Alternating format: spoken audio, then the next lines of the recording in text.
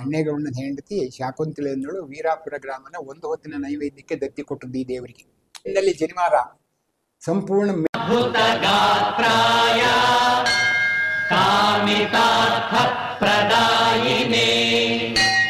ಶ್ರೀಮದ್ವೆಂಕಟನಾಥಾಯ ಶ್ರೀನಿವಾಸಾಯ ತೇ ನಮಃ. ಆ ಅಜ್ಜಿ ಇದನ್ನ ಪ್ರತಿಷ್ಠಾಪಿಸಿದ್ದರಿಂದ ನಮ್ಮ ಊರಿಗೆ ಕೊಂಡಜ್ಜಿ.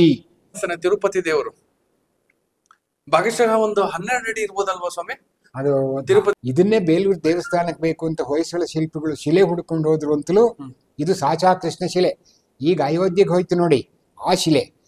ವೀಕ್ಷಕರೇ ನಮಸ್ಕಾರ, welcome back to Drishtikon channel. ವೀಕ್ಷಕರೇ ಇವಾಗ ಎಲ್ಲಿದ್ದೀವಿ ಅಂತ ಹೇಳಿದ್ರೆ ಹಾಸನ ಜಿಲ್ಲೆಯಲ್ಲೇ ಇದ್ದೀವಿ. ಅಲ್ಲಿಂದ 15 ಕಿಲೋಮೀಟರ್ ದೂರಕ್ಕೆ ಬಂದಿದ್ದೀವಿ. ಎನ್ವೈರನ್ಮೆಂಟ್ ತುಂಬಾ ಚೆನ್ನಾಗಿದೆ. ಯಾಕೆ ಬಂದಿದ್ದೀವಿ ಅಂತ ಕೇಳಿದ್ರೆ ಇಲ್ಲೊಂದು ಬೋರ್ಡ್ ಕಾಣಿಸ್ತಾ ಇರ್ಬೋದು, ಶ್ರೀ ಲಕ್ಷ್ಮೀ ವರದರಾಜ ಸ್ವಾಮಿ ದೇವಸ್ಥಾನ. ಈ ಒಂದು ಕ್ಷೇತ್ರದ ದರ್ಶನನ ನಮ್ಮ ವೀಕ್ಷಕರಿಗೆ ತೋರಿಸ್ಬೇಕು. ನೀವು ಕೂಡ ಈ ಕ್ಷೇತ್ರಕ್ಕೆ ಬರ್ಲಿ, ಈ ಕ್ಷೇತ್ರದ ವಿಶೇಷತೆ ಏನು ಅನ್ನೋ ವಿಚಾರಕ್ಕೋಸ್ಕರ ಈ ವಿಡಿಯೋ ಮಾಡ್ತಾ ಇದ್ದೀವಿ. ಈ ಕ್ಷೇತ್ರ ಇರೋದು ಕೊಂಡಜ್ಜಿ ಅಂತ ಊರಲ್ಲಿ, ಕೊಂಡಜ್ಜಿ ಅಂತಾನೆ ಕರೆಯೋದು. ಒಂಥರ ಹೆಸರು ಸ್ಪೆಷಲ್ ಆಗಿದೆ ಅನ್ಸುತ್ತಲ್ವಾ? ಈ ಹೆಸರಿನ ಬಗ್ಗೆ ಆಗ್ಲಿ, ದೇವಸ್ಥಾನದ ಬಗ್ಗೆ ಆಗ್ಲಿ, ಅಲ್ಲಿರುವ ಪುರೋಹಿತರ ಜೊತೆನೆ ಮಾತಾಡೋಣ. ಅದ್ರ ಬಗ್ಗೆ ನನಗೆ ಹೆಚ್ಚಿನ ಮಾಹಿತಿ ಇಲ್ಲ. ಅದ್ ಬಿಟ್ಟು ಈ ಎನ್ವೈರನ್ಮೆಂಟ್ ನ ನೋಡಿದ್ರೆ ತುಂಬಾ ಚೆನ್ನಾಗಿದೆ ಅನ್ನಿಸ್ತಾ ಇದೆ. ರಮಣೀಯ ದೃಶ್ಯಗಳು.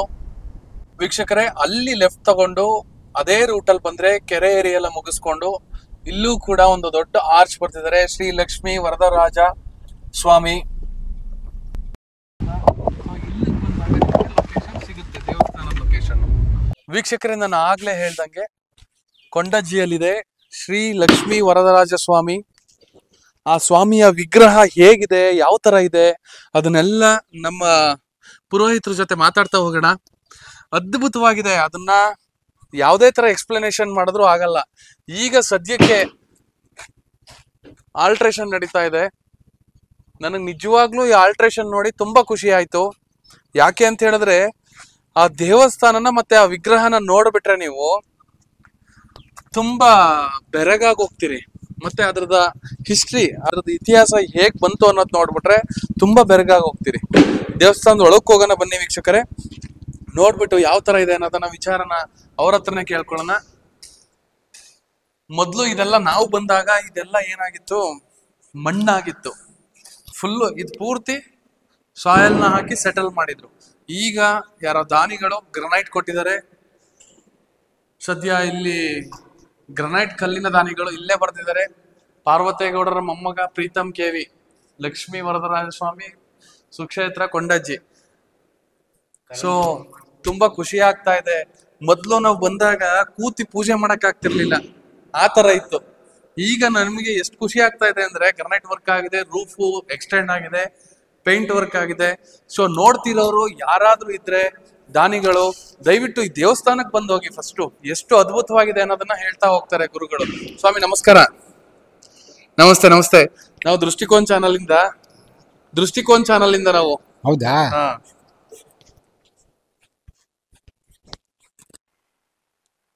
ಸ್ವಾಮಿ ನಿಮ್ಮ ಹೆಸರು? ಎನ್ ಕೃಷ್ಣಮೂರ್ತಿ. ಎನ್ ಕೃಷ್ಣಮೂರ್ತಿ ಅಂತ. ಸ್ವಾಮಿ ಈಗ ಏನಾಗುತ್ತೆ ಅಂದ್ರೆ ದೇವಸ್ಥಾನ ಅದ್ಭುತವಾಗಿದೆ. ಅದನ್ನ ನೋಡ್ಲಿಕ್ಕೆ ನಮ್ ವೀಕ್ಷಕರಿಗೆ ತೋರ್ಸಕ್ಕೆ ನಾವು ಉದ್ದೇಶಕ್ಕೋಸ್ಕರ ಇಲ್ಲಿಗೆ ಬಂದಿರೋದು. ಒಳ್ಳೇದಾಯ್ತು. ದಯವಿಟ್ಟು ಒಂದ್ಸರಿ ವಿಗ್ರಹನ ತೋರಿಸಿ ದೇವರ ಒಂದು ಆಶೀರ್ವಾದನ ನಮಗೂ ಕೂಡ ಮತ್ತೆ ವೀಕ್ಷಕರಿಗೂ ಕೂಡ ತಲುಪ್ಸೋಣ. ಆಯ್ತು, ಒಳ್ಳೇದೇ. ಬನ್ನಿ ತೋರ್ಸೋಣ. ಬನ್ನಿ ಬನ್ನಿ. ಗೋವಿಂದ ಗೋವಿಂದ. ನಮೋ ನಾರಾಯಣ ಮುಕುಂದ ಮುರವರ್ಧನ ಹರಿ ತಂದೆ. ನಮೋ ನಾರಾಯಣ ನಾರಾಯಣ. ಓಹೋ, ಎರಡು ಕಣ್ಣು ಸಾಲಲ್ಲ ವೀಕ್ಷಕರೇ. ಇಷ್ಟು ಅದ್ಭುತವಾದ ವಿಗ್ರಹ, ದೇವರ ದರ್ಶನ ಮಾಡ್ಲಿಕ್ಕೆ ಎರಡು ಕಣ್ಣು ಸಾಲಲ್ಲ. ಭಾಗಶಃ ನನ್ನ ಪ್ರಕಾರ 16 ಅಡಿ ವಿಗ್ರಹ ಇರ್ಬೋದು ಇದು. ಏನಕ್ ಬಂತು, ಏನಕ್ಕಿಲ್ಲ ಆಯ್ತು, ಕೊಂಡಜ್ಜಿ ಅನ್ನೋ ಜಾಗದಲ್ಲೇ ಯಾಕಿದೆ, ಇದನ್ನೆಲ್ಲನೂ ಕೃಷ್ಣಮೂರ್ತಿ ಸ್ವಾಮಿಗಳ ಜೊತೆ ನಾವು ಮಾತಾಡ್ಸ ಹೋಗೋಣ. ಸ್ವಾಮಿ ಈಗ ವಿಗ್ರಹ ದರ್ಶನ ಮಾಡ್ಸದ್ರಿ, ಈ ವಿಶೇಷತೆ ಏನಿದ್ರದ್ದು?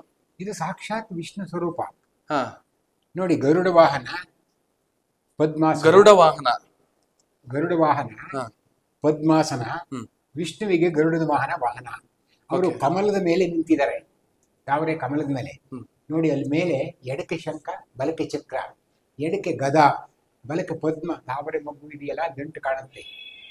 ವಕ್ಷಸ್ಥಲದ ಲಕ್ಷ್ಮೀ ವರದರಾಜ, ಬಲ ಎದೆ ಮೇಲೆ ಬೆಳ್ಳಿದ್ ಕಾಣುತ್ತಲ್ಲ, ಎಲ್ಲಿ ಇಲ್ಲಿ ಬೆಳ್ಳಿದ್ ಕಾಣ್ತಾ ಇದೆಯಲ್ಲ ಅಲ್ಲಿ. ಹಾ, ಅಲ್ಲಿ ಹಾ, ಹಾ. ವಕ್ಷಸ್ಥಲದ ಲಕ್ಷ್ಮೀ ವರದರಾಜ. ಹಾ. ಪೀಠ 4 ಅಡಿ, ಪರಮಾತ್ಮ 11 ಅಡಿ, ಒಟ್ಟು 15 ಅಡಿ. ಇದು ಹೊಯ್ಸಳರ ವಾಸ್ತುಶಿಲ್ಪ, ಬೇಲೂರು ಸಮಕಾಲೀನ. ಇದಕ್ಕೂ ಕೂಡ 900 ವರ್ಷ ಆಗಿದೆ. ಇದನ್ನು ಕೂಡ ಬೇಲೂರು ಚೆನ್ನಕೇಶವನ ಹಾಗೆಯೇ ಮೋಹಿನಿ ಅವತಾರದ ಕುರುಹುಗಳನ್ನು ಇಟ್ಟಿದ್ದಾರೆ. ಕಾಲುಂಗುರ, ಕಾಲ್ಚೈನು, ಗೆಜ್ಜೆ, ಭರತನಾಟ್ಯ ಶೈಲಿ ಪೀತಾಂಬರ, ಮೋಟ್ ಕಾಸೆಯನ್ನು ಶಿಲೆಯಲ್ಲಿ ಅಳವಡಿಸಿದ್ದಾರೆ. ಮತ್ತೊಂದು ವಿಶೇಷ, ಈ ಪರಮಾತ್ಮನಿಗೆ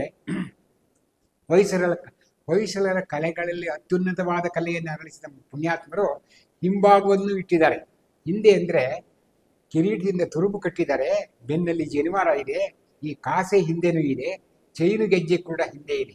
ಹಿಂದೆ ಹೇಗಾದ್ರೆ ತೋರಿಸ್ಬೋದ ಒಂದ್ಸರಿ? ತೋರಿಸ್ತೀನಿ. ಕೈಬಂದಿ, ತೋಳುಬಂದಿ ಪ್ರತ್ಯೇಕವಾಗಿ ಹೀಗಿರಬೇಕು ಅಂತ ಇವತ್ತಿನ ಟೆಕ್ನಾಲಜಿ ಕಾಲದಲ್ಲೂ ಕೂಡ ಯಾರು ಹೇಳಕ್ಕಾಗಲ್ಲ. ಅಂತಹ ಭವ್ಯ ಸಂಸ್ಕೃತಿಯನ್ನ ನಮ್ಮ ಪೂರ್ವಿಕ ಹೊಯ್ಸಳ ಶಿಲ್ಪಿಗಳು ಆಧಾರ ಸಹಿತ ಹೂತು ಹೋದ ಮಹಾನ್ ಚೇತನ. ಇದರಲ್ಲಿ ಉತ್ಪ್ರೇಕ್ಷೆ ಯಾವುದೂ ಇಲ್ಲ. ನಿಮ್ಮ ಕಣ್ಣೆದುರಿಗೆ ಕಾಣ್ತಕ್ಕಂಥ ಒಂದು ಭವ್ಯ ಸಂಸ್ಕೃತಿ ಇದು. ಒಂದು ಒರಟು ಶಿಲೆಯಲ್ಲಿ ಅವರ ಆತ್ಮದಲ್ಲಿ ಮೂಡಿದ ಪರಮಾತ್ಮನನ್ನ ಹೊರತೆಗೆದಿಟ್ಟಿದ್ದಾರೆ ನಿರಾಳವಾಗಿ. ಸ್ವಾಮಿ, ಗೊಂಡಜ್ಜಿಯನ್ನ ಹೆಸರು ಏನಕ್ಕೆ ಬಂತು ಈ ಊರಿಗೆ? ಆ ಒಂದು ಹೆಸರಿಗೂ ಈ ವಿಗ್ರಹಕ್ಕೂ ಏನಾದ್ರೂ ಲಿಂಕ್ ಇದೆಯಾ? ಅದು ಹೇಳ್ತಾರೆ, ನಮ್ಮ ಪೂರ್ವಿಕರು ಹೇಳ್ಕೊಂಡು ಬಂದಿರೋ ಒಂದು ಕತೆ ಇದು. ಇದಕ್ಕೆ ಆಧಾರ ಮತ್ತು ಸಾಕ್ಷಿ ಇದೆಯೋ ಇಲ್ವೋ ಗೊತ್ತಿಲ್ಲ. ಇದನ್ನೇ ಬೇಲೂರು ದೇವಸ್ಥಾನಕ್ಕೆ ಬೇಕು ಅಂತ ಹೊಯ್ಸಳ ಶಿಲ್ಪಿಗಳು ಶಿಲೆ ಹುಡ್ಕೊಂಡು ಹೋದ್ರು ಅಂತಲೂ. ಇದು ಸಾಚಾ ಕೃಷ್ಣ ಶಿಲೆ. ಈಗ ಅಯೋಧ್ಯೆಗೆ ಹೋಯ್ತು ನೋಡಿ, ಆ ಶಿಲೆ ಇಲ್ಲಿ ಎಲ್ಲೋ ಶಿಲೆ ಸಿಕ್ಬಿಟ್ಟಿದೆ ದೂರದಲ್ಲಿ. ಎಲ್ಲ ರೆಡಿ ಮಾಡ್ಕೊಂಡು ಬೇಲೂರಿಗೆ ತಗೊಂಡೋಗೋಕ್ಕೋಸ್ಕರ ಸಾಗಿಸ್ಕೊಂಡು ಬಂದ್ರಂತೆ. ಈ ಜಾಗಕ್ಕೆ ಬಂದಾಗ ಇಲ್ಲೊಂದು ಅಡಗಲಜ್ಜಿ ಮನೆ ಇತ್ತು ಅಂತ ಹೇಳ್ತಾರೆ. ಅಡಗಲಜ್ಜಿ ಮನೆ ಅಂದ್ರೆ ಹೋಟ್ಲ್ ಅಂತೀವಲ್ಲ, ಅದು ಇಂಗ್ಲಿಷ್ ಪದ. ದಾರಿಕಾರಿಗೆ ಊಟೋಪಚಾರ ಕೊಟ್ಟು ಸುಧಾರಿಸ್ತಕ್ಕಂಥ ಒಂದು ಮನೆಗೆ ಆಗಿನ ಕಾಲದಲ್ಲಿ ಅಜ್ಜಿ ಮನೆ ಅನ್ನೋರಂತೆ. ಅಡಗಲಜ್ಜಿ ಹೋಟೆಲ್ ಅಂತ. ಆ ಮನೆಯಲ್ಲಿ ದೇವರನ್ನು ಇಟ್ಕೊಂಡು ಊಟ ತಿಂಡಿ ಎಲ್ಲ ಮಾಡಿದ್ರು. 1-2 ಜನ ಈ ಪರಮಾತ್ಮನ ಅಳತೆ ತಗೊಂಡೋದ್ರಂತೆ ಬೇಲೂರಿಗೆ. ಇವ್ರು ಹೋಗೋ ಅಷ್ಟೊತ್ತಲ್ಲಿ ಗರ್ಭಗುಡಿ ರೆಡಿ ಇತ್ತು. ಆ ಗರ್ಭಗುಡಿಗೂ ಇವರ ಅಳತೆಗೂ ಸರಿ ಹೋಗ್ಲಿಲ್ವಾದ್ದರಿಂದ ಬೇರೆ ಎಲ್ಲಿಗೆ ಅಂತ ಬಹುದಿನಗಳವರೆಗೆ ಕೂತು ಚರ್ಚೆ ಮಾಡಿದ್ರು. ಯಾರಿಗೂ ಎಲ್ಗೂ ಹೊಳಿಲೇ ಇಲ್ಲ. ಕೊನೆಯದಾಗಿ ಬೇಸತ್ತು ಅಜ್ಜಿ, ನೀವೇ ಏನಾರು ವ್ಯವಸ್ಥೆ ಮಾಡ್ಕೊಳ್ಳಿ ಅಂತೇಳಿ ಹೊರಟೋದ್ರು.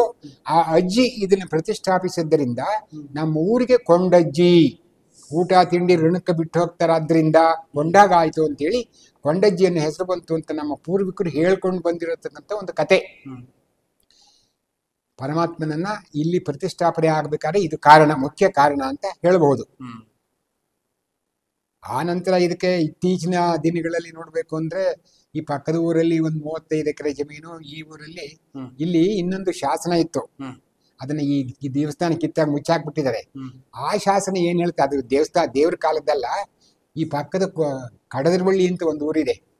ಕಡದರವಳ್ಳಿ ಪಾಳೆಗಾವರ ಅಣ್ಣೇಗೌಡ ಅನ್ನೋ ಪಾಳೆಗಾವರನ ಹೆಂಡತಿ ಶಾಕುಂತಲೆ ಈ ವೀರಾಪುರ ಗ್ರಾಮನ ಈ ದೇವರಿಗೆ ಒಂದು ಹೊತ್ತಿನ ನೈವೇದ್ಯಕ್ಕೆ ದತ್ತಿ ಕೊಟ್ಟಂತ ಒಂದು ಶಾಸನ ಇಲ್ಲಿ ಈ ದೇವಸ್ಥಾನ ಹೊರಗಿಸಿಕೊಂಡಿತ್ತು.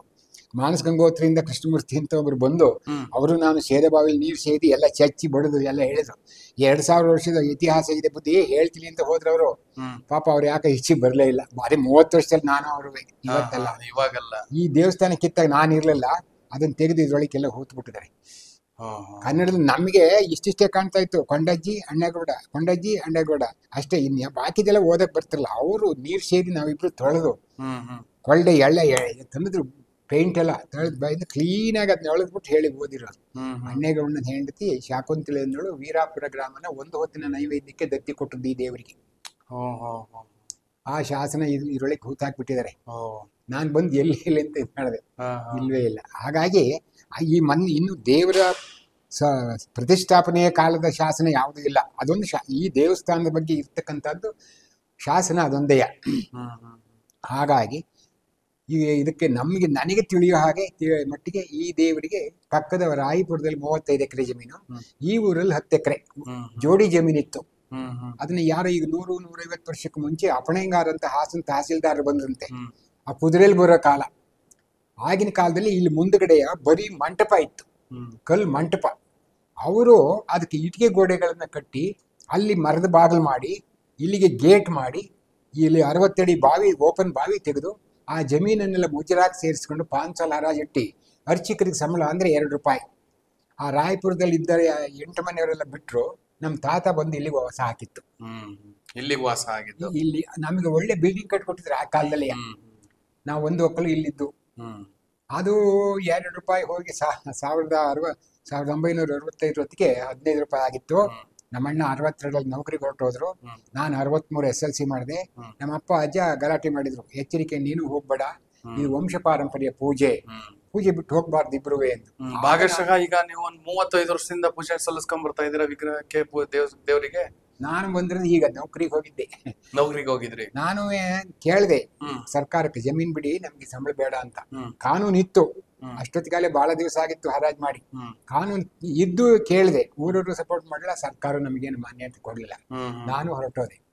ಅಲ್ಲಿಂದ ಇಲ್ಲಿಗೆ 15-20 ಜನ ಅರ್ಚಕರಾದ್ರು. ನಮ್ ಬಿಲ್ಡಿಂಗ್ ಹಂಚೊಬ್ಬ ನೆಲಸಮ ಆಯ್ತು. ಇಲ್ಲಿದ್ದು ಇದನ್ನೆಲ್ಲ ಕಿತ್ತಾಕಿದ್ರು.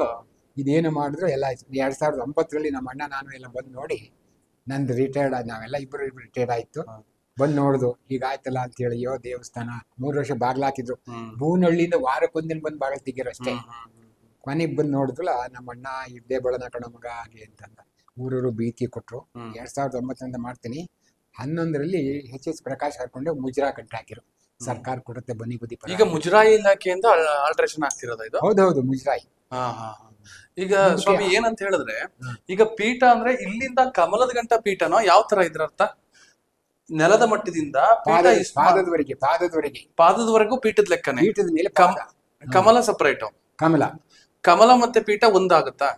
ಒಂದೇ ಅಂದ್ರೆ ಶಿಲೆ ಬೇರೆ ಆಗುತ್ತೆ. ಪದ್ಮ ಪರಮಾತ್ಮ ಒಂದೇ.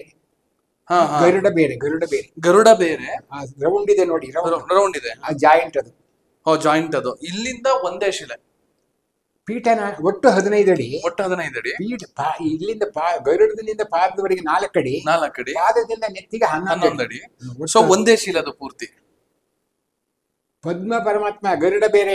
ಅದೇ ಅದಕ್ಕೆ ಕೇಳಿದ್ದು. ಅದೇನೋ ಮಾಡಿ ಕೂರ್ಸಿದ್ದಾರೆ ಗರುಡನ ಇದೆಯಲ್ಲ, ಕೂರ್ಸಿದ್ದಾರೆ.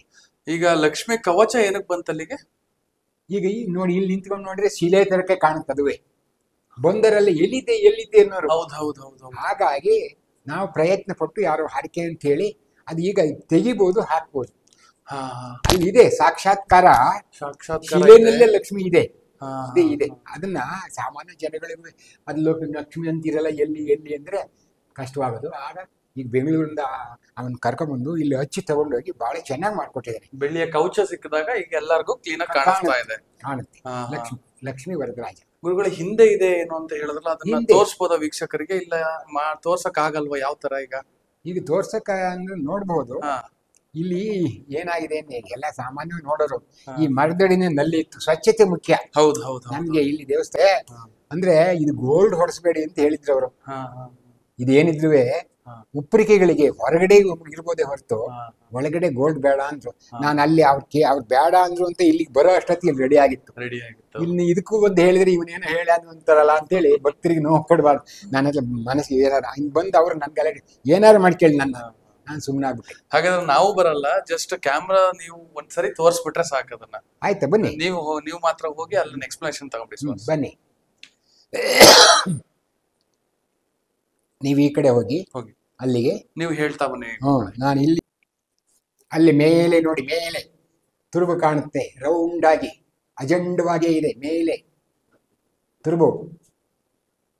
ಕಿರೀಟದಿಂದ ಹಿಂಭಾವ ಅಲ್ವಾ ನೋಡಿ, ಕಾಣುತ್ತಾ? ಬೆನ್ನಲ್ಲಿ ಜನಿವಾರ.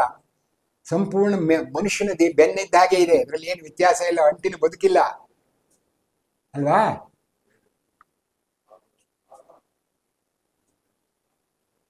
ಆಯ್ತಾ? ಈ ಪಂಚ ಇದಾಗಿದೆ ನೋಡಿ. ಆಮೇಲೆ ಬನ್ನಿ ಕೆಳಗಡೆ, ಚೈನು, ಗೆಜ್ಜೆ, ಭರತನಾಟ್ಯ ಶೈಲಿ ಪೀತಾಂಬರ, ಕಣಕಾಲ್ ಕಾಸೆ ನೋಡಿ ಕಾಣುತ್ತೆ. ಕಾಸೆ ಕಾಸೆ. ಇನ್ನು ಇದು ಝರಿ, ಆ ಕಡೆ ಈ ಕಡೆಯ ಆ ಝರಿಯ ಗಂಟು ಕೂಡ ಇದೆ ನೋಡಿ, ಇಲ್ಲೂ ಇದೆ ಅಲ್ಲೂ ಇದೆ ಝರಿಯ ಗಂಟು. ಇದು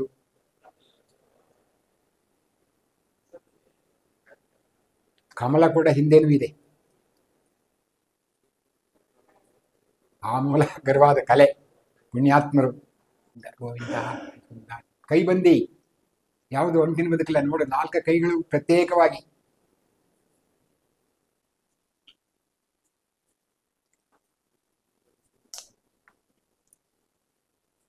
ಗರುಡ ವಾಹನ, ಪದ್ಮಾಸನ, ಶಂಕುಚಕ್ರ, ಗದಾ ಪದ್ಮ, ವಕ್ಷಸ್ಥಲದ ಲಕ್ಷ್ಮೀ ವರದರಾಜ.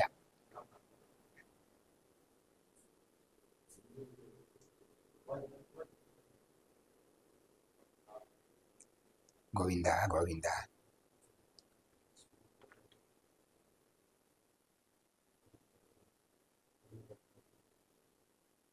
ವೀಕ್ಷಕರೇ, ಇಷ್ಟೊತ್ತುಗಳ ಕಾಲ ಕೊಂಡಜ್ಜಿಯ ದೇವಸ್ಥಾನದ ಕಥೆ ಮತ್ತೆ ಇತಿಹಾಸನ ತಿಳ್ಕೊಂಡ್ರಿ. ದಯವಿಟ್ಟು ಯಾರು ದರ್ಶನ ಪಡೆದಿಲ್ಲ ಅಂತ ಹೇಳಿದ್ರೆ ಬಂದು ದರ್ಶನ ಪಡೀರಿ. ಯಾರು ಕೂಡ ವಿಗ್ರಹದ ಗುಡಿ ಒಳಗಡೆ ಯಾರಿಗೂ ಎಂಟ್ರಿ ಇಲ್ಲ. ಅದರದ ಹಿನ್ನೆಲೆ ಬೇಕು ಅಂತ ಹೇಳಿದ್ರೆ ವಿಡಿಯೋನ ಕಂಪ್ಲೀಟ್ ಆಗಿ ನೋಡಿ, ಗೊತ್ತಾಗುತ್ತೆ. ಇಲ್ಲಿಗೆ ಬಂದ್ರು ವಿಚಾರಗಳು ಅಲ್ಪ ಸ್ವಲ್ಪ ಗೊತ್ತಾಗ್ಬೋದು, ಪೂರ್ತಿ ಗೊತ್ತಾಗಲ್ಲ. ಇದನ್ನ ವಿಚಾರ ಪೂರ್ತಿ ತಿಳಿಬೇಕು ಅಂತ ಹೇಳಿದ್ರೆ ವಿಡಿಯೋ ನೋಡಿ. ಮತ್ತೆ ಇನ್ನೊಂದೇನಂತ ಹೇಳಿದ್ರೆ, ನನಗ್ ಕಂಡಾಗೆ ತಿರುಪತಿಯ ವಿಗ್ರಹಕ್ಕೆ ಹೋಲಿಸ್ಬೋದು ಅಂತ ಅನ್ಕೊಳ್ತೀನಿ. ಯಾಕೆ ಅಂತ ಹೇಳಿದ್ರೆ ದೂರದಲ್ಲಿ ನಾವು ತಿರುಪತಿಯ ದರ್ಶನ ಮಾಡ್ತೀವಿ, ನೋಡಿದ್ರು ಕೂಡ ನಮಗೆ ತುಂಬಾ ಚಿಕ್ಕದಾಗಿ ಕಾಣಿಸ್ತಾನೆ ತಿರುಪತಿ ದೇವರು. ಭಾಗಶಃ ಒಂದು 12 ಅಡಿ ಇರ್ಬೋದಲ್ವಾ ಸ್ವಾಮಿ ಅದು ತಿರುಪತಿ ದೇವಸ್ಥಾನದ? ಅದು ಎತ್ತರ ಎಷ್ಟಿರ್ಬೋದು? 8-9 ಅಡಿ 8-9 ಅಡಿ ಇರಬಹುದು. ವೈಭವೋಪೇತವಾಗಿದೆ ಅಲ್ಲಿ ಅಲ್ಲಿಯ ಡೆಕೋರೇಟು ಮತ್ತು ವೈಭವ ಅದನ್ನ ನೋಡಿದ್ರೆ ಇರಬಹುದು. ಅದು ಹೆಚ್ಚೆತ್ತು ಮನದಾಳವಾಗಿ ನೋಡ್ತಕ್ಕಂಥ ಸೌಕರ್ಯ ಇಲ್ಲದೆ ಇರೋದ್ರಿಂದ ನಿಖರವಾಗಿ ಅಳಿಯೋದು ಸ್ವಲ್ಪ ಶ್ರಮ ಆಗುತ್ತೆ. ನಿಖರವಾಗಿ ಹಾಗಲ್ಲ, ಆನಂದವಾಗಿ ಪರಮಾತ್ಮನನ್ನ ಜಪಿಸಬಹುದು, ಇಲ್ಲಿ ಆತ್ಮಕ್ಕೆ ಮುಟ್ಟಿಸಬಹುದು. ಹೌದು ಹೌದು, ಅವರ ಕಲೆನೂ ಹಾಗೆ ಇದೆ. ಬಂದ ಭಕ್ತನಿಗೂ ಕೂಡ ಅದನ್ನ ಪರಮಾತ್ಮನನ್ನ ಮುಟ್ಟಿ ನಮಸ್ಕರಿಸ್ತಕ್ಕಂಥ ಒಂದು ಅವಕಾಶವೂ ಇದೆ. ಸೊ ವ್ಯತ್ಯಾಸ ಇಷ್ಟು ಕೇಳಿದ್ರಲ್ಲ ಕೃಷ್ಣಮೂರ್ತಿ ಸರ್ ಅವ್ರ ಜೊತೆ. ಸೊ ಈಗ ನಿಮಗೆ ಯಾರಿಗಾದ್ರೂ ಇಂಟ್ರೆಸ್ಟ್ ಇದ್ರೆ ದಯವಿಟ್ಟು ಬಂದು ವೀಕ್ಷಣೆ ಮಾಡ್ಕೊಂಡು ಹೋಗಿ. ಹಾಗೆ ಜೀರ್ಣೋದ್ಧಾರ ಆಗ್ತಾ ಇದೆ. ಕಮೆಂಟ್ ಬಾಕ್ಸ್ ಅಲ್ಲಿ, ಡಿಸ್ಕ್ರಿಪ್ಷನ್ ಬಾಕ್ಸ್ ಅಲ್ಲಿ ನಂಬರ್ನ ಹಾಕಿರ್ತೀನಿ. ಯಾರು ಭಕ್ತಾದಿಗಳು ಸಹಾಯ ಮಾಡ್ಬೇಕು ಅಂತ ಹೇಳಿದ್ರೆ ನಂಬರ್ನ ತಗೊಂಡು, ಅಕೌಂಟ್ ನಂಬರ್ ತಗೊಂಡು ಸಹಾಯ ಮಾಡಿ. ದೇವರು ಯಾವತ್ತಿದ್ರೂ ಕೈ ಹಿಡಿತಾನೆ, ನಮಗೂ ಕೈ ಹಿಡಿದಿದ್ದಾನೆ ತುಂಬಾ ಚೆನ್ನಾಗಿ. ಹೆಚ್ಚಿನ ಮಾಹಿತಿ ನಿಮ್ಗೆ ಇದ್ರ ಬಗ್ಗೆ ಗೊತ್ತಿದ್ರೆ ಕಮೆಂಟ್ ಬಾಕ್ಸ್ ಅಲ್ಲಿ ಕಮೆಂಟ್ ಹಾಕಿ. ಥ್ಯಾಂಕ್ ಯು, ಧನ್ಯವಾದಗಳು, ನಮಸ್ಕಾರ.